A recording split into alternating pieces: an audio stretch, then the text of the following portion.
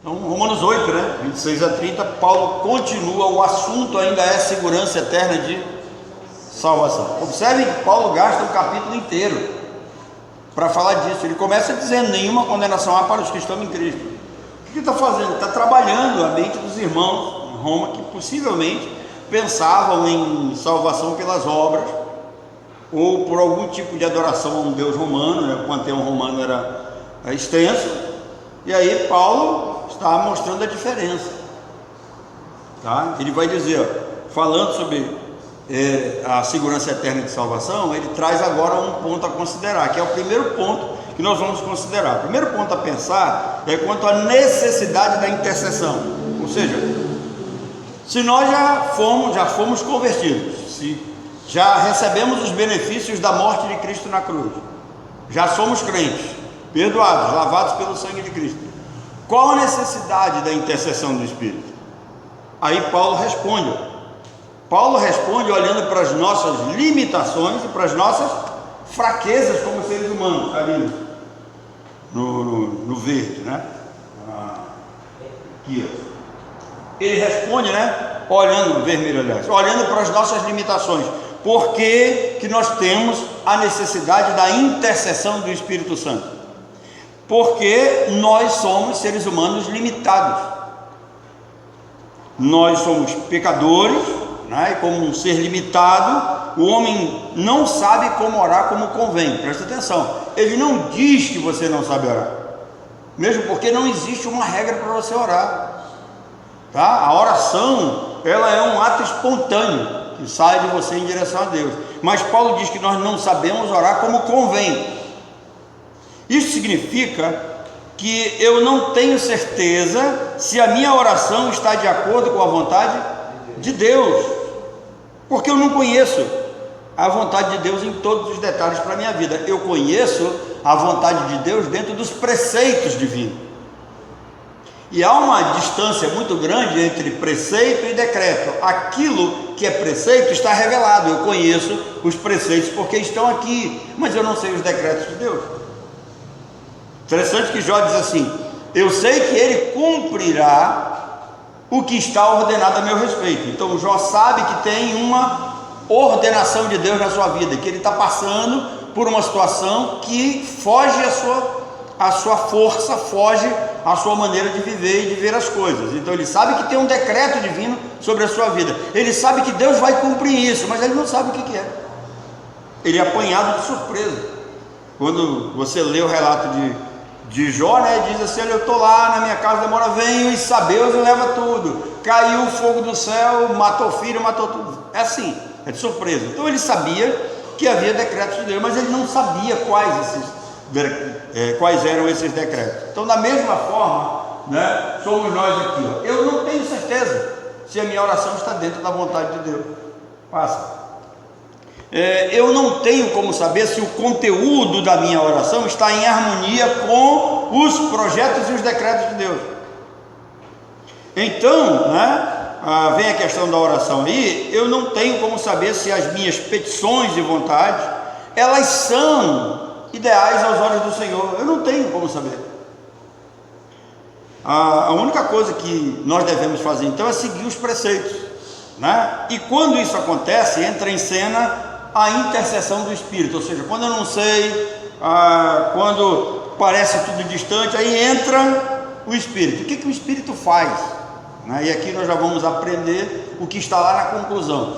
O que é o intercessor? O intercessor é aquele que se coloca no meio para ele tomar um dos lados, ele vai tomar uma causa. Então, aqui o Espírito age como um paracleto, ele também é um advogado nesse sentido. Então o Espírito como intercessor, na hora que nós vamos orar, isso não é só na questão da oração, isso é questão da vida toda do crente, tá? Ele é o intercessor residencial, ele habita em nós. Então, aqui Paulo está tratando especificamente da oração. Quando você vai orar, e aí você diz assim: eu não sei orar, por isso eu não vou orar. Não diga isso. Você vai orar, porque aquilo que não estiver de acordo com a vontade de Deus, que não estiver dentro do projeto de Deus, que não estiver dentro do plano de Deus, o Espírito Santo se coloca no meio e ele ora por você. É nesse sentido tá? Ele entra em cena e o que ele faz? Aqui em azul, ele retira o supérfluo, ele retira a vaidade, pedidos, né, que nós fazemos, vaidade. E aí Tiago diz, por que nós não recebemos? Porque nós pedimos mal. Agora, pedir mal não significa pedir com maldade, significa que aquilo que nós pedimos de fato não está dentro do plano, do propósito divino, por isso que nós não recebemos. Aí tem pessoas mais, né, muito mais informadas aí, que dizem, Deus não responde oração, né, triste, eu não sei orar, eu tenho, o outro diz, você tem que decretar, conversa fiada, você pode morrer a vida inteira decretando. Hoje em dia tem um negócio interessante, né, as pessoas abrem a Bíblia e dizem, eu quero declarar, que declarar, que você vai declarar uma coisa que não é tua? A palavra é de Deus. Tá aí, o que eu devo fazer? Eu devo entregar a mensagem. Esse é o papel do profeta, aquele que recebe a mensagem e passa do jeito que ela está aqui, de maneira certinha. Eu vou declarar, né? Você declara imposto de renda, pronto. Imposto de renda você declara. Nem que o Estado vou declarar, né? Então, Paulo está dizendo isso, olha, quando você está com dificuldade nas suas orações, o Espírito Santo vem, se coloca entre Deus e você, e ele vai tomar o seu lugar. Ele vai para o seu lado, ele não vai para o lado de Deus. Se ele fosse para o lado de Deus, nós estávamos perdidos. Mas ele vem para o nosso lado. E aí o que ele faz? Ele retira tudo isso aqui que não vai levar a lugar nenhum. Pedidos às vezes, né? E vocês imaginem se Deus fosse atender em tudo, né? Depois vocês vão saber uma coisa.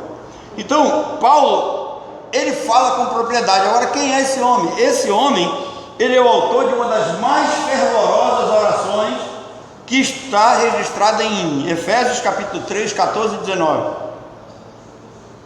Eu vou mostrar uns pontos teológicos para vocês aqui, que quando você faz uma leitura rápida na língua portuguesa, você não percebe isso. Mas quando Paulo ora aos Efésios, ele roga a Deus, enfatizando em primeiro lugar o espírito de perdão. O que ele faz? Trabalha a questão do perdão de Deus para com o homem e do homem para com o homem. Mostra amor ao seu vizinho, né? Para quê? Para que a paz reine entre os membros da igreja. Irmão, isso aqui é para ser aprendido por nós. Paulo está orando por uma igreja e a gente pensa que o problema só tem aqui, né? Os irmãos só tem probleminha aqui. Não, Paulo diz, olha, que o perdão deve existir para que a igreja viva em harmonia. E é um erro nosso quando algum irmão, né, chega mais cansado do que eu, como ontem, né? E aí às vezes o cara não quer responder, não quer bater papo, e chega o outro cheio de alegria, cheio de gás, né? Vou dar um exemplo para vocês. Nós acordamos cedo, chegamos andando tranquilo, o Oscar chega lá, né, dorme até 10 horas da manhã e chega aqui. Tomara que ele não veja isso no vídeo, né? O cara chegou, aí tem probleminha. Então o que Paulo está enfatizando? É necessário que haja esse espírito de perdão para que a paz reine. Quando ele escreve aos Colossenses, ele diz assim, se alguém fez alguma coisa contra você, não leve em consideração, tá? Caso alguém tenha motivo de queixa contra outro, assim como Deus perdoa, perdoai vós também.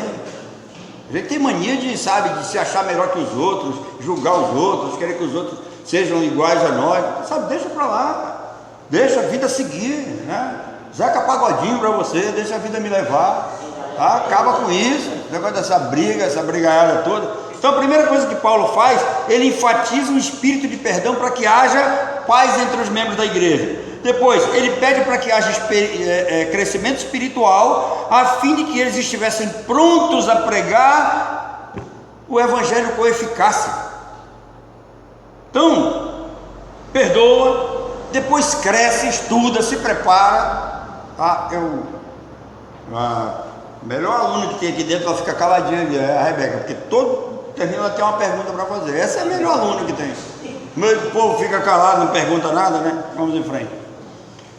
Depois ele pede que os crentes em Éfeso continuassem firmes e inabaláveis em meio à aflição e perseguição. Então esse povo aqui vivia em meio à perseguição, aflição, dificuldade. E Paulo diz, olha, sejam firmes, sejam inabaláveis, e que não se esqueçam de ajudar os necessitados.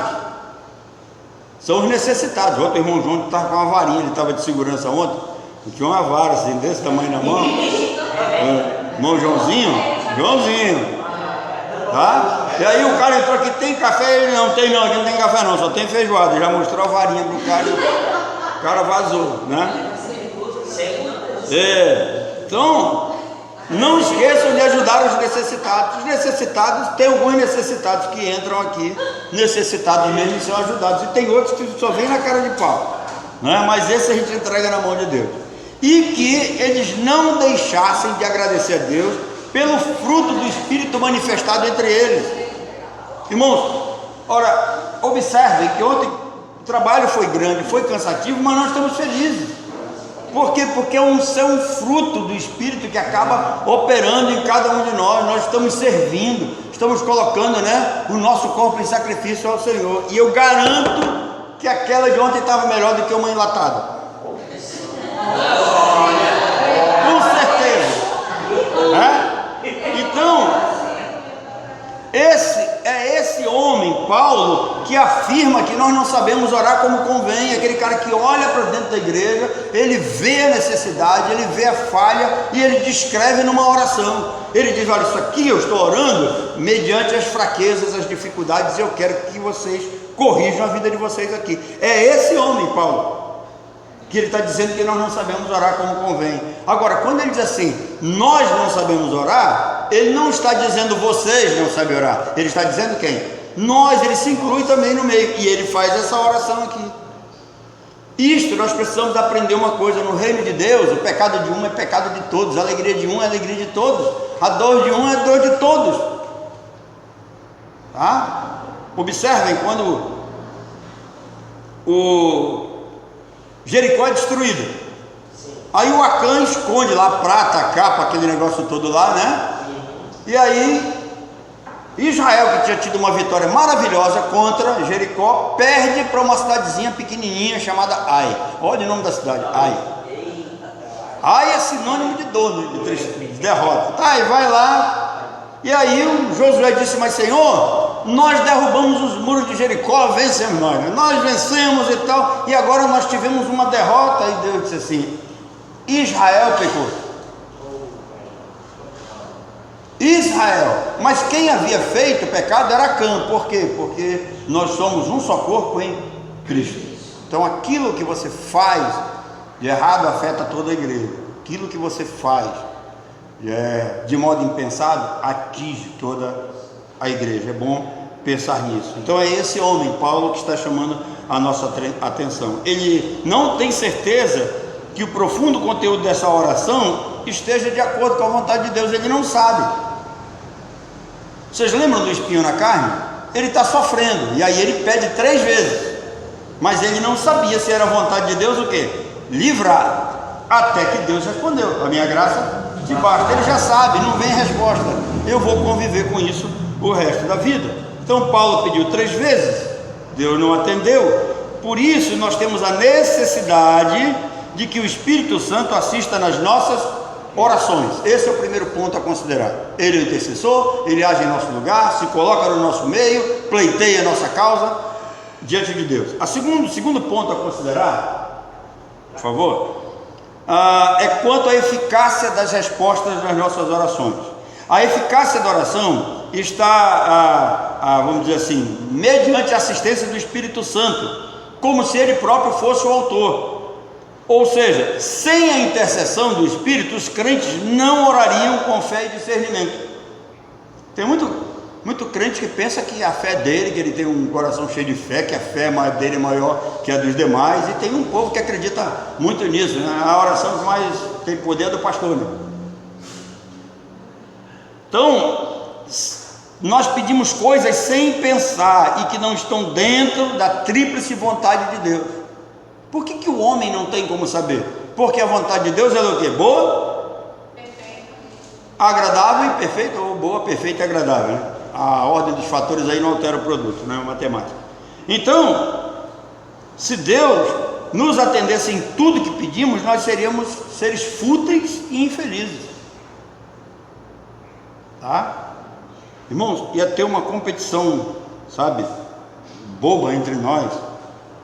Vocês imaginem como os seres humanos começam a disputar roupa uns com os outros, sapato, carro, casa, essas coisas todas. A vida seria fútil e sem sentido. Deus sabe o que temos, o que precisamos, né? Aquilo que nós temos. Um dia eu vi um pregador, né, e o sujeito chegou para ele e disse: pastor, eu estou servindo a Deus há tanto tempo e o diabo deu um Camaro para o meu vizinho. Aí o pastor disse assim: meu irmão, o diabo não tem nada não. O diabo não é dono de nada. Ele disse: então você está querendo dizer que foi Deus que deu o Camaro para o meu vizinho e não me deu? E o pregador disse: deu, foi Deus que deu o Camaro para ele, e eu espero que seja amarelo ainda. O cara falou. Ele disse: mas como? Eu disse: meu irmão, porque ele é ímpio. Se ele humilhar os outros, se ele fizer coisa errada com esse carrão, ele é ímpio. Ele não vai escandalizar o meu nome, mas você vai. Tá? Então Deus sabe aquilo que temos, aquilo que somos, aquilo que precisamos, né? E aquilo que é necessário para nós, Deus abençoa, cai do céu, a gente não sabe como. Eu não sabia que as fechaduras da porta do meu carro, aí do Siena, né, do nosso carro, estavam gastas. Eu não sabia que gastava isso, é mole?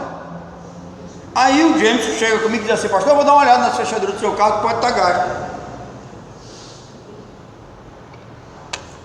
E eu falei: meu irmão, isso? Ele disse: pastor. Ele disse: não vai ser baratinho, não vai custar nada não. Chegou aqui uma nota de 100 pau. Eu falei: pronto, o dinheiro que tinha para comer o mês acabou. Aí pagamos e tal. Mas irmãos, se vocês quiserem fazer a experiência, pode pegar qualquer chave que vocês tiverem, de cadeado, chave de porta, vocês vão lá, vai abrir a mala do carro. E eu não sabia disso. Então eu guardava as coisas lá dentro achando que estavam o quê?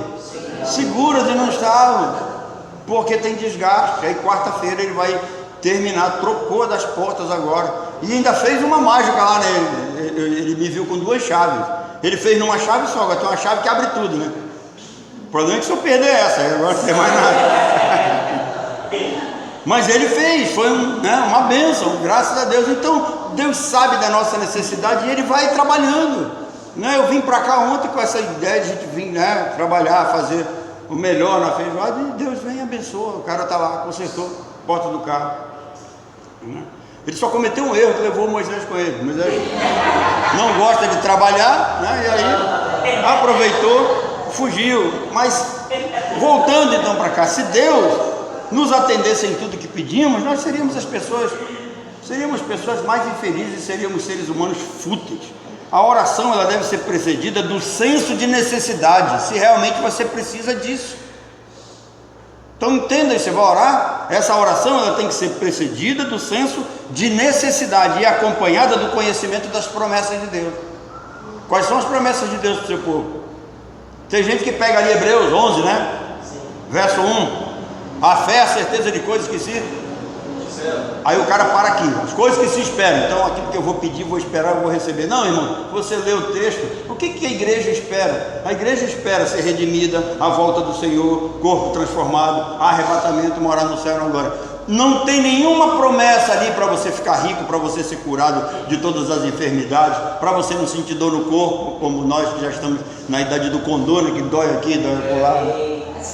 Não existe nenhuma promessa nesse sentido. Então é necessário que tenhamos conhecimento das promessas de Deus. Nós devemos saber o que realmente precisamos, o que Deus pode dar com base nas suas promessas. O terceiro ponto a considerar é quem pode orar. Não é qualquer pessoa, tá? Porque o contexto geral da Bíblia ensina que as orações dos crentes devem ser direcionadas a Deus por intermédio do Filho Jesus Cristo, através do Espírito Santo. Isso aqui coloca uma regra. Tem gente que termina de orar agora e o cara ora assim, em nome do Pai, do Filho e do Espírito Santo. Está errado. Não é isso que a Bíblia diz. O Espírito está em você, habita, ele é intercessor, ele já está atuando nas orações. As orações devem ser direcionadas a Deus. Em nome de quem? De Jesus. É nesse sentido, tá? A Bíblia não manda você orar e você recitar a Trindade no final. Essa pentecada que não tem conhecimento nenhum e fica botando coisa, enfiando coisa no miolo frágil dos outros. Então, por que a oração nem todos devem orar, tá? Primeiro que Salomão, lá no Antigo Testamento, ele dizia: só gritos vazios Deus não ouvirá. Então não adianta o sujeito estar lá desesperado, não vai ouvir. Por quê? Porque nem todos têm o Filho. Nós já vimos aqui, Romanos 8:9, se alguém não tem o Filho de Deus, ele não tem o Espírito, então esse tal não é dele. E se não tem, Deus não ouve. 1 João 5,12 diz isso.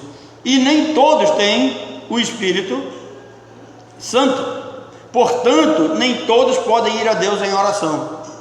João 9,31, olha o que diz aí, no verde: sabemos que Deus não ouve o quê? A pecadores, mas se alguém é temente a Deus e faz a sua vontade, a esse ouve.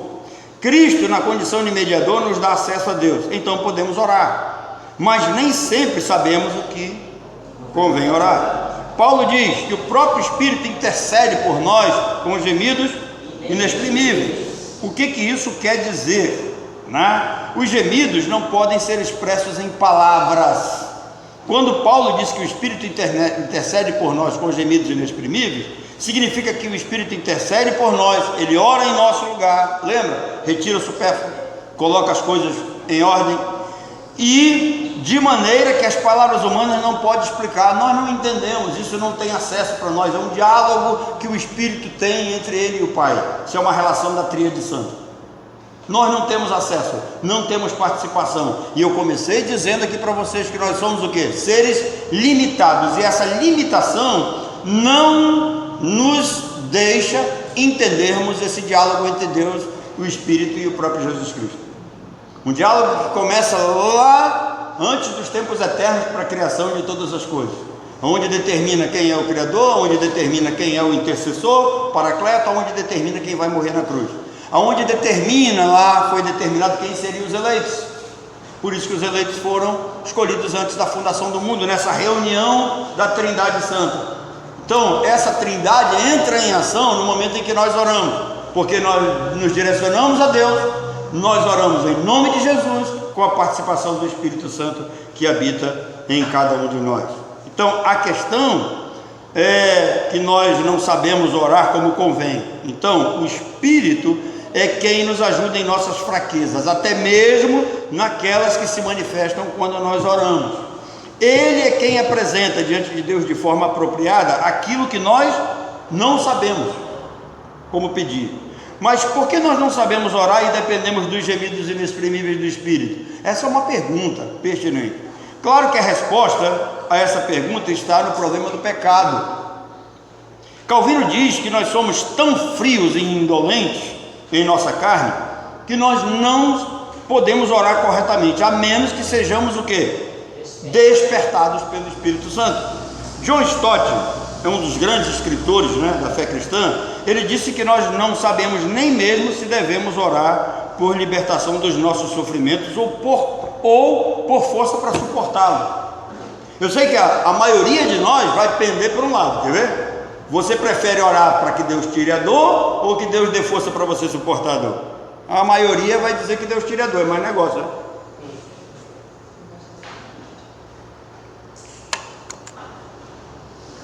Então, Stott diz isso. Nós não sabemos nem o momento se é da vontade de Deus, se Deus vai nos dar assistência para suportarmos a dor, a dificuldade, a perseguição, ou se Ele vai retirar a dor de nós. Também nós não conhecemos as coisas encobertas, lembra? Deuteronômio 29:29, as coisas encobertas pertencem a Deus. Nós não sabemos o que está encoberto a nosso respeito, o que está encoberto à igreja de Cristo, né? E não nos sentimos em condições de fazer certos pedidos a Deus com precisão. Como entender melhor e descrever os gemidos inexprimíveis? Outra pergunta. No grego, a expressão gemidos inexprimíveis tem o sentido literal de 100 palavras. Essa expressão significa algo impossível de ser descrito e entendido por palavras. Não tem como. Quando a Bíblia coloca que o Espírito intercede por nós diante de Deus, ele está conversando com Deus, ele está tomando nosso lugar, está orando em nosso lugar com gemidos inexprimíveis, é uma linguagem que só Deus entende. Pode ter certeza. E não tem nada a ver com essa linguagem pentecostal que falo por aí, tá? Não se preocupe que o Espírito não vai chegar diante de Deus e vai falar, tá? Nada disso. O Espírito vai falar vai se comunicar com Deus de forma que eles se entendam. E essa comunicação, ela não pode ser traduzida em palavras humanas, porque está muito acima de nós. Nós não temos acesso. Ainda não criaram um sistema para poder traduzir isso para o nosso HD. Tá? Não tem como. Então é algo muito distante, mas ainda que não seja entendido pelos seres humanos, os gemidos inexprimíveis possuem uma explicação. Romanos 8:27, Paulo escreveu: e aquele que sonda os corações sabe qual é a mente do Espírito. Olha só, aquele que sonda os corações. Quem é que sonda os corações? É Deus. Deus conhece o que? A mente do Espírito. Então Deus entende o que o Espírito fala a ele, porque segundo a sua vontade, segundo a vontade de Deus, é que ele intercede pelos santos. Portanto, os gemidos inexprimíveis estão em completa harmonia com a vontade de Deus. Tem um Deus que é soberano, e o Espírito vai tratar com ele dentro dessa linha hierárquica. Deus é Senhor. John F. MacArthur, um dos grandes escritores e teólogos, eu diria conservador, tradicional, calvinista, ele diz que os gemidos inexprimíveis são expressões divinas, e elas acontecem entre a Trindade Santa. É só eles três que entendem, não tem de entender, mas que carregam apelos profundos pelo bem-estar do crente. Então o Espírito Santo está intercedendo em seu lugar para que você viva bem, para que você seja feliz, para que você seja assistido, para que você seja melhor marido, melhor esposa, melhor pai, melhor filho, melhor, e por aí vai. Apesar de derrotados na cruz, as hostes do mal, então o Espírito também intercede por nós, para o nosso bem-estar, porque nós estamos cercados por hostes malignas. Então, apesar de derrotados na cruz, eles já foram derrotados na cruz, mas estão aí, vivinhos. Se você não concorda com isso, quando chegar no céu, pergunta para Deus: Senhor, como é que o Senhor derrota todos os inimigos na cruz, potestades e Satanás, e deixa eles lá no mundo aperreando a minha vida? Pergunta dele, ele vai dizer: você não sabe nada, quem sabe sou eu.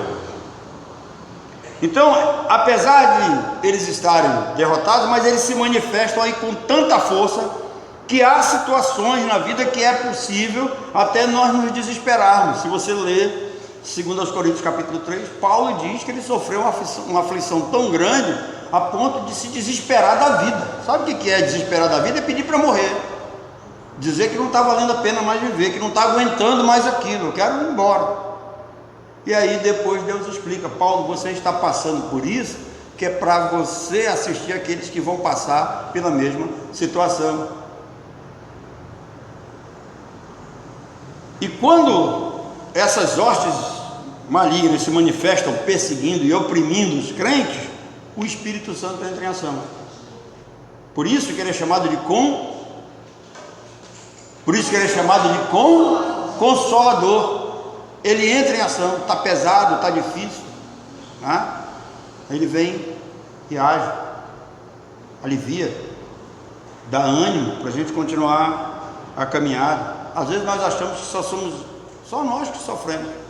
Às vezes nós achamos que a nossa dor é maior que a de todo mundo. Às vezes nós achamos que está tudo bem com os outros. Por isso que tem um ditado muito legal no Brasil que eu gosto dele: vida boa é dos outros, mas vai viver a vida dos outros, Deus deu aquilo que é necessário para você e aquilo que você pode suportar, Então, o Espírito Santo entra em ação, ele está presente na hora do sofrimento. É a presença do Espírito que garante que todas as coisas cooperam para o bem daqueles que amam a Deus. Quando não tivermos mais palavras para expressar o que sentimos, quando a dor estiver grande, quando nós achamos que não tem mais solução para nada, o Espírito vai além das palavras, com gemidos que nós não entendemos, e diante de Deus ele vai dizer aquilo que nós não conseguimos falar. Ele vai falar em nosso lugar, ele vai atuar em nosso lugar. Então, o que é interceder? Interceder é colocar-se no lugar do outro, é pleitear a sua causa, como se fosse sua. É colocar-se entre Deus e os crentes. É isso que o Espírito Santo faz. Ele se coloca entre Deus e os crentes. Ele conversa com Deus com gemidos inexprimíveis, coisa que não tem participação humana, é só divino. Mas qual é o propósito do Espírito? Trazer o melhor para todos nós. O Espírito toma o nosso lugar, sentindo a nossa necessidade, de tal maneira que ele intercede com gemidos inexprimíveis. É algo que nós não entendemos, que não temos como descrever, nem como explicar, mas temos como crer que ele faz isso por nós. Que Deus nos abençoe.